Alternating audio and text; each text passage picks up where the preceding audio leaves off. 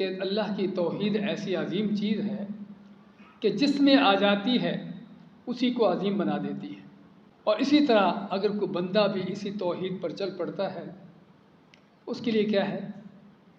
اللہ تعالیٰ فرماتا ہے حدیث قدسی میں، یا ابن آدم لو اتیتنی بقراب الارض خطایا، اگر تو زمین بھر کر گناہوں کے میرے پاس لے آئے، ثم لقیتنی لا تشرک بی شیئا، پھر مجھے اس حالت میں ملے کہ تو نے میرے ساتھ شرک نہ کیا ہو، لاتیتک بقرابها مغفرہ، جس طرح تو زمین بھر کر گناہوں کی لایا ہے میں اسی طرح تیرے لیے زمین بھر کر بخشش مغفرت لے آؤں گا۔